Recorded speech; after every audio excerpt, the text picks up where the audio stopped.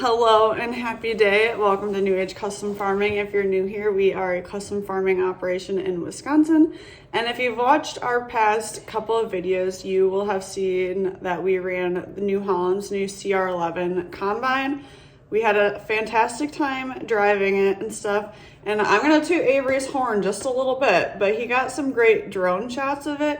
And so this video is going to be just a lot of drone action shots of the CR11 because he got actually surprisingly good drone shots of it. And it's just really cool to see that big of a combine in action. So we'll do some voiceover, just like talking about our experience with it. But pretty much this entire video is going to be drone shots of the CR11. So I know some people love drone shots and I know some people don't love it. So here's your warning, PSA. PSA, that's what this video is. So in this video, you're going to see the last day of harvest for us, running this CR11 combine. It's got a 16-row chopping corn head. As you can see, some of the rows are a little bit messed up because we plant with a 24-row. Like right there, you can see the planter wasn't exactly perfect. And in here, this one too. So that was kind of our struggle with the machine. But for the most part, you know, you get into the good going, and the fields we're in are nice and big, which is really where this combine shines. So we kind of saved them for last, but we really like this machine. Does a nice clean job in the field. And if you'll see in the drone videos here, the sample in the tank is super clean. There's no cob in it or anything. So that was really nice to see. A lot of horsepower. The combine puts out about, for us in this field, in this situation, and this moisture, was doing about 8,300 bushel an hour. We've got two Class 8 combines that are 2015s, and they put out 37 to 4,000 bushel an hour on an average, depending on the field size and everything also, but in the yield. But I would say this combine is doing just about double what one of ours does, which is pretty cool to be in and run and be a part of. It's a lot of horsepower, so it's fun to play with. We had a pretty good time with it. Well, some of the creature comforts of it, it's got row finders, so it auto steers in the row, and then you can set your max speed in the combine, the fastest you want it to go at the top speed, and it'll try and get there. If it's able to do it, it'll run at that speed. Otherwise, it controls the speed of the combine and controls all the settings in the combine on its own automatically. So as you're going through the field, it changes its settings. So in this video, you're going to see some of just us combining these couple fields here. As you'll notice, it starts getting darker. We ran pretty late. We ran till 11 o'clock that night to finish up with it. And it did a nice job for the couple hundred acres we ran it, and it was really impressive. One of the other things I like about the corn head, and I'm hoping that they're going to change the newer corn heads to these for the 12 rows too, is the auger in the head. It's kind of hard to see it, but it's a really big auger, kind of about the size of a bean head auger, and it just spins nice and slow, which kind of helps it from, the crop from wrapping on the auger, and it doesn't throw the corn out the front of the head as much just because it's slowed down so much. So that's another point that I really liked about this machine.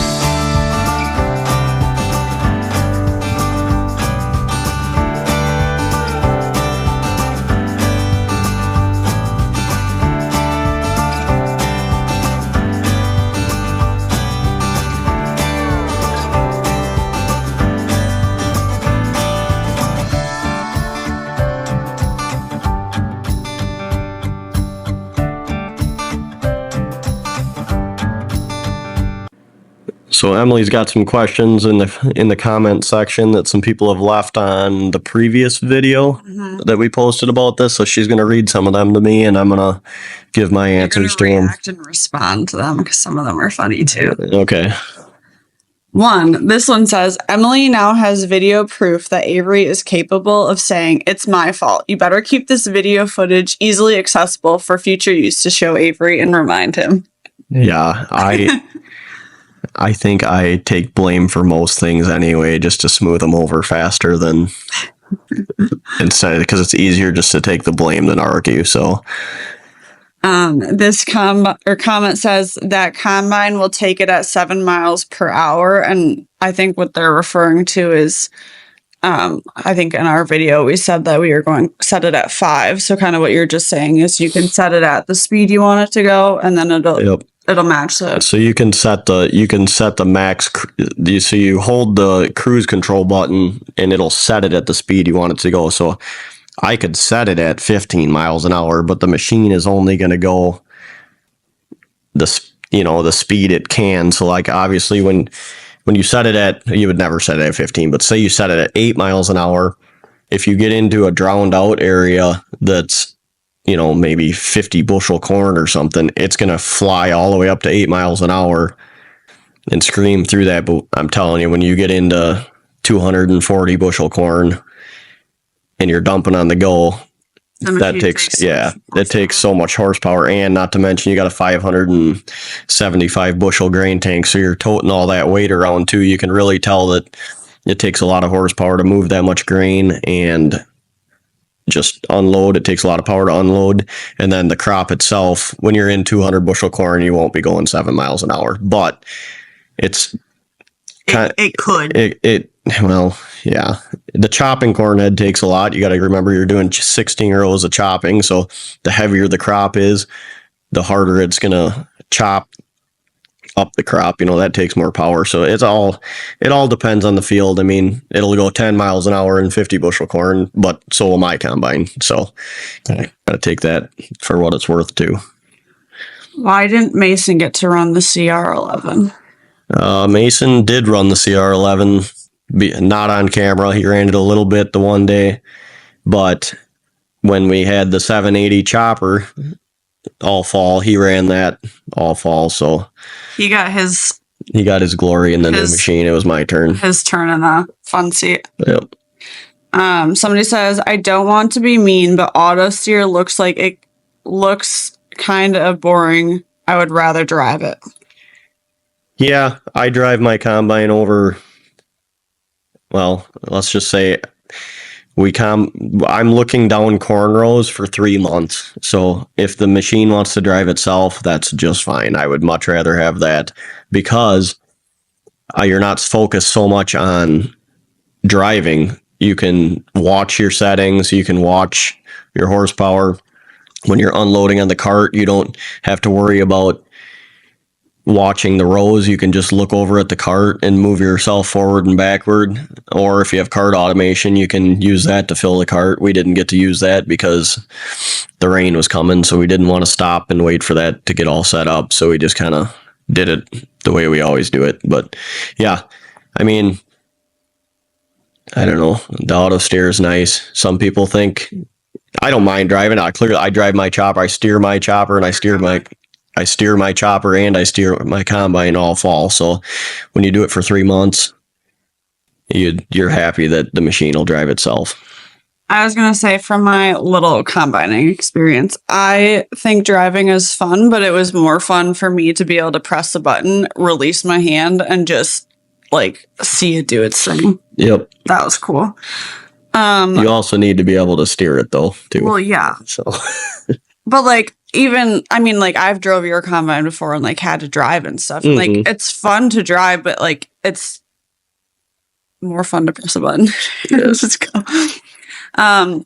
Somebody said that would be a great wedding present for Emily. Even if you ran at Avery, she would see more of you during harvest. And I noticed who was running it with the cab corn. You? Yeah. But it's a wedding present for me. Okay. This new combine. Yeah. Yeah, somebody could get it for us. Get us a wedding present. That's fine. Somebody said the new equipment is so cool, but I always wonder about electronic problems. Very impressive stuff. Yeah, it's definitely, it can be an issue. You know, we used to run a 21 and a 2388 Case IH combine, you know, the old 6-row machines. We ran those for a lot of years, and they were built very well, and they had very little electronics on it.